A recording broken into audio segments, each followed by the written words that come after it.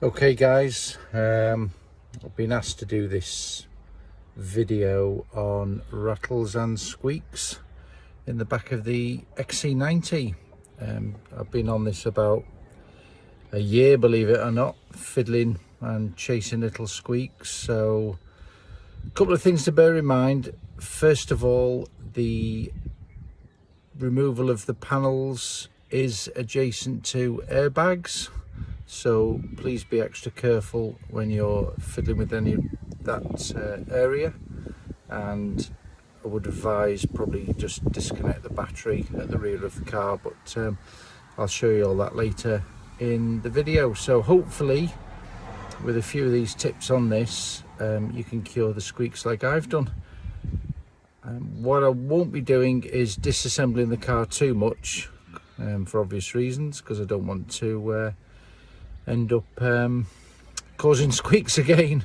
So I know a few of you guys are in the States, so obviously things in the front of the car are going to be the correct way around, because you guys seem to have the steering wheel on the wrong side, but otherwise I think everything else should be the same. So I'm going to pause the video, switch it round, and then we'll run through some of the points, and hopefully, as I say, you get the results that I've achieved.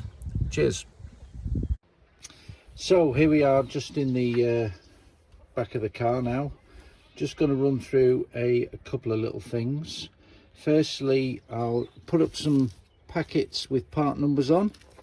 If you want to make a note of these are the main clips that you will probably end up requiring. So if I can just get in on that for you.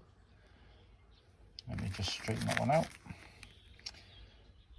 Okay, so there's that one, and then that one, 311-09003 and 982612. Now those relate to these particular clips. There's two here. There's one of these small green clips which sort of bite onto the plastic, and then this blue one, which actually the replacement supplied is green. So whether they've changed the plastic in that, I'm not too sure. The blue ones hold this D-pillar trim, so I go on both sides, the one with the little airbag tag on it, and they are located, I'll just lean into the car, they are located here against the glass. There's 3 pegs which locate into that clip, and as you can see from mine, one of them was actually snapped, so the panel was moving around in the lower portion there. This particular trim comes off. Trim tool, remove that little IC airbag panel, and there's an 8mm socket nut behind there, bolt. That will then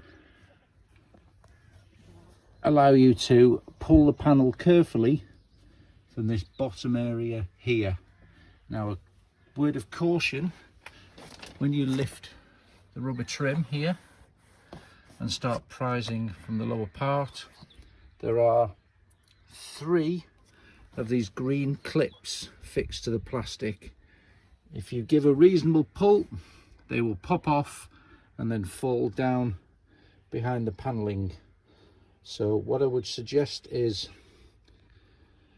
remove all your board and floor at the back here, and then where I've got the extinguisher, this pod here pops out. Put some cloth or something under, and the clips will generally fall and be caught in the bottom down there. There is a fuse box down there, so you don't really want some metal pin connectors flying around. So once you've removed that, check that all the green clips are there and that none of the clips at the front, I'll show you where they are from the outside, they're actually in that region there against the window. Check that they're all on, and what I've done is, as I remove the panel, I've edged the join here on both sides with some of this edging felt tape just to help the noises. Nothing really in this area too much. Done the same on this side. Again, you pull the bottom part of the panel off. Ensure that when you refit it, you go from the window first and then guide the 3 clips in across the bottom. It hooks at the same time underneath the roof lining. You'll see there's 3 pegs under there. Once that's all in, obviously put your bolt back in, put your cover back on, make sure everything's firm and in place, and again edge it all with felt. The other area for noises is here, where the roof spoiler, try and get out the sun, unbelievably in the UK it's sunny at the minute, where the spoiler bolts to the roof of the boot. I don't know if you can see there, I've got some tape in there, so slacken off the screw, put some double-sided sticky tape in there and pinch that up, because apparently according to a technical bulletin the tailgate spoiler can also squeak. This one's, as you see, quite firm. Another issue with these is the rear lights. They are bolted in approximately,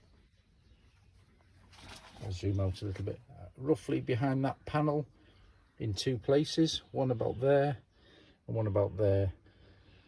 Quite difficult to get at, and the low one in particular, you will need a long extension, 10mm, firmly taped together, because if you pull it apart and the socket comes off, it will fall down inside the chassis and it's gone. So that one kind of reach in above the battery, bit of a feel, and you may find that that is actually loose. Mine was actually loose to the finger touch, so knit that up and then the light doesn't squeak anymore. The other one has been, I'm sure all the cars have got it, has been where the warning triangle sits. So in here, I'm sure all you guys know, is the warning triangle. I've had that moving about, so again, as you can see, I've edged all the plastic with some of the felt tape, and that's helped that noise. Also inside of here, when you pull this panel off, fairly easy. There's a couple of screws in there, and most of this just pulls free. There's a couple of pipes running behind their cables, and they were sort of rattling against the plastic, so again I've taped them down or edged them with the felt tape. The other slight issue with them is here, the head lining is held in 2 places. I'll try and go wide with that so you can see a bit better. A couple of places there with what I can only describe as just 2 pieces of Velcro glued down, one on the roof of the car and the other on the actual head lining. Now what I've found is, if you do try to lower the head lining, the glue is weak, and as you pull it down, the Velcro stays together and actually detaches from the lining. So what I've used is some impact adhesive spray, stuck them back on and fixed the head lining back. Bizarrely, it has a clip there in the center which appears to be a securing clip, and it does absolutely nothing at all. It's not fixed to anything, it just appears to be bunging up a hole. Obviously, if you do happen to lower the roof lining as you remove this panel, just beware, it can crease just about there if you are not too careful with it. So that is basically most of the bits you're going to have to remove. The other point on these is here, the bump stop, and there, I'll go back this rotation, there and there, and again on the other side, there, there. These low ones in particular dry out, and then they rub and squeak against the small stops on the bottom of the tailgate there. So what I've done is I lubricate them with a bit of silicone type spray, nothing too heavy, just a light. I actually use a Caravan lubricant that's used for the awning rail. Some of you caravanners may be experienced with that stuff, others maybe not, but just a very light grease, or even Vaseline would probably do it, anything like that. What I'll do now is I'll pause the video and I'll show you some other stuff on the middle row of seats and under the floor. See you in a minute. Okay guys, I'm just going to backtrack a little bit. I missed out a couple of important points about this D-pillar panel. Just at the front edge here, under the rubber, is where this particular clip is located. It bites onto the car body through that little piece there, and the trim panel pops into that almost circle point there. And as you can see, can't see from this one too much, but this one was quite heavily bent on the well, UK driver's side, the right. You can see it's slightly out of shape, so those are being replaced, and the panel as it was kept popping out just here. So again, plasticky type rub noises. Okay, to sort of cover that bit before I move on, we'll start looking at some other bits and bobs. Again, bits you're going to need besides the clips, a couple of trim tools, your felt, and a bit of gaffer tape. Your sockets, 10mm and 8mm are about the only two you're going to need, I think so. Okay, we'll move on to seats and under the back. Okay, so now we're in the boot or the trunk, depends where you live, and as you can see, we're in the spare wheel well. Now, for those of you that have air suspension, one little problem I thought may have been an issue, I'll get my fingers out of the way, is you can see that pipe there running behind the wheel. I've held that down with some gaffer tape, as it appeared to be potentially tapping on the metal of the back of the car there. So just secure that down. Obviously make sure your wheel is tight, none of your tools are touching. Extra row of seats here is this, I've no idea what it is, this kind of plastic frame. I'll just come out of that to give you an idea where it is. Just located there in between the two seats. This plastic here was tapping, or potentially tapping, against the metal. So as you can see there, I've just edged it with the felt tape, just made sure it's nice and snug. That's the area on the right side where, when you pull the D panel off, the clips can fall down there, and as you can see, it's quite a hollow there, and lots of cabling, connectors, so not the sort of place you really want little clips to be falling into. This side where the battery is, again, if you pull the D trim off, the clips will ping and fall down behind the battery here, and believe it or not, they can be impossible to find. So again, I just fill this void with a cloth, caught them. One other little one I found down here, I'm not so sure I can view this one. If you can see, I've cable tied across there. This connector here, I don't know if you can hear that, it's actually wobbling around quite substantially. So again, possible cause of noise there. So that's that. Those bits just to cover. Again, possible noises. we'll pause the video here and I'll pop to the middle row seats and we'll run through some stuff on there.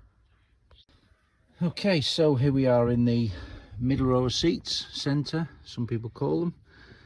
Couple of points on these. I'll show you on this particular side. If we lift this, I don't know if all vehicles have got this fitted. I think there's a technical bulletin shows this discarded, but anyway, you see the locating or the locking peg there for the seat and the mechanism. That should be wrapped in some of the felt tape as per a technical bulletin. There is a kit available from Volvo for this. It's quite expensive. I think it's about 90 British pounds for some bits of felt. So what I've done is I've just wrapped the peg around it, wrapped it around the peg as per the instructions, just to prevent metal on metal. It also shows again a bit of lubrication in the track there, and again past the other side of the seat. We'll see the peg there again.